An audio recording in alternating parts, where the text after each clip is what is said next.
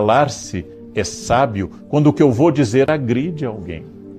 Calar é muito inteligente quando eu estou percebendo que o que eu vou dizer só mostra a minha dor, não melhora nada, não é necessário nem é verdadeiro.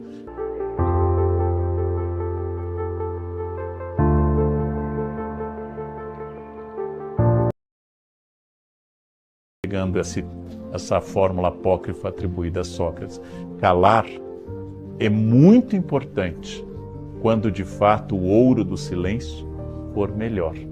Rubem Alves, meu colega da Unicamp, grande pensador, dizia que nós precisamos criar essa arte da escutatória e não apenas a arte da oratória. Calar é muito importante. Aliás, no mundo que ninguém se cala, calar é muito importante.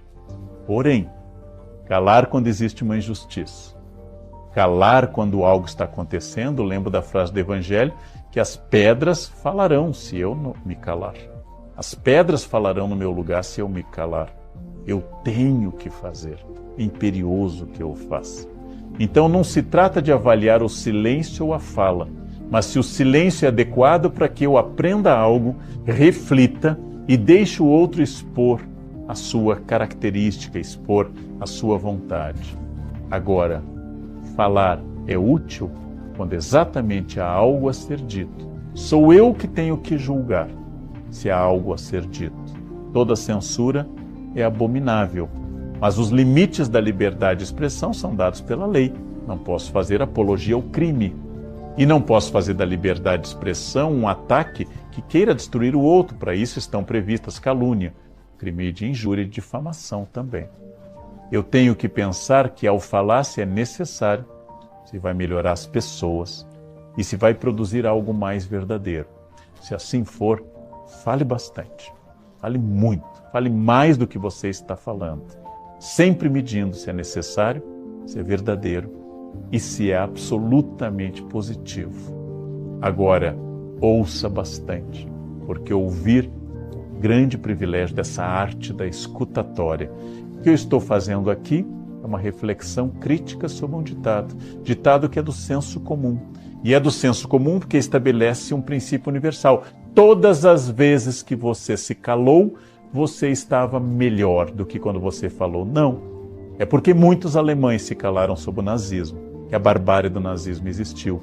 É porque muitos franceses não se pronunciaram sobre a deportação de judeus na França. Essa barbárie ocorreu. É porque muitos cidadãos viraram o olho quando o homem estava agredindo sua mulher na rua ou no apartamento de cima, que tantas mulheres vieram a falecer ou ficar marcadas para sempre no corpo e na alma pela violência dessa masculinidade tóxica. Não se cale diante do mal. Não se cale diante da falta de ética. Não se cale diante da verdade cristalina que você acredite. Não é o ouro ou a prata, mas o bem, a ética. E é isso que determina se você deve falar ou não. Para nós, cidadãos comuns, calar mais é uma boa medida, porque a gente fala demais. A gente fala sem parar. A gente fala sem precisar. E nesse sentido, calar é bom. Mas talvez também estejamos precisando falar muito mais sobre as coisas realmente graves que ocorrem nesse país, em que o silêncio nos torna, no caso, cúmplices. O grande Oscar Wilde disse que ética é o que você faz em público e caráter é o que você faz em privado. O grande desafio da ética, qualquer que ela seja, ética pragmática ou não, é que você deveria aproximar o público do privado. Você tem vida íntima, essa não precisa ser compartilhada.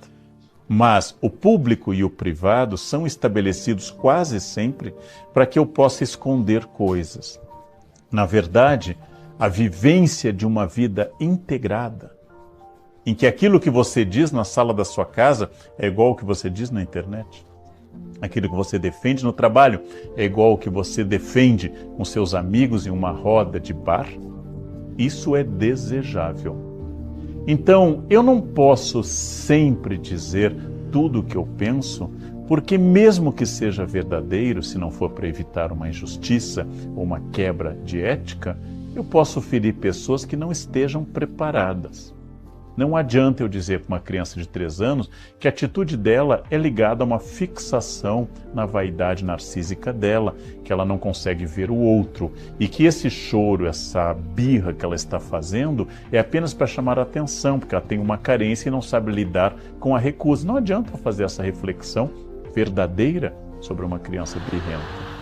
Não adianta eu dizer isso. E também não adianta dizer a uma pessoa algo que é da minha reflexão de muitos anos, daquilo que eu percebi. Não quer dizer que eu deva mentir, mas que eu deva, talvez, restringir o meu círculo de amizades, os meus momentos mais especiais, com menos pessoas, mais sinceras e mais próximas, para as quais eu possa dizer coisas maravilhosas ou um pouco mais duras, e que essa pessoa saiba que eu quero exatamente o bem dela, e é por isso que eu sou um grande crítico dos meus amigos. E meus amigos são muito críticos de mim. E ouvir de um amigo sincero que me ama do fundo do coração que eu não estou agindo certo é a melhor coisa que pode acontecer. Por isso, eu tenho uma política de menos amigos, porque isso não pode ser feito com muita gente. Por isso que eu tenho uma política de restrição com os outros. Muitas vezes eu tenho que cuidar, não para mentir, mas que a diferença entre remédio e veneno, diz o Dr. Hahnemann, é a dose. E que às vezes uma dose cavalar de sinceridade pode ser agressiva. Mas o grande conselho que eu dou é que a gente tem que não saber se eu devo dizer mais a verdade ou atenuá-la, mas que eu devo selecionar pessoas que estejam aptas a ouvir sempre a verdade que eu acredito e debatê-la sem enfrentamento, mesmo que discordando completamente de mim. A minha recomendação é um pouco estoica. Os estoicos diziam: não pense que a sua casa tem que ser maior, pense que você tem que ter menos coisas. Não pense que você tem que trabalhar mais para ter mais dinheiro. Pense que você tem que gastar menos para não precisar se matar trabalhando, como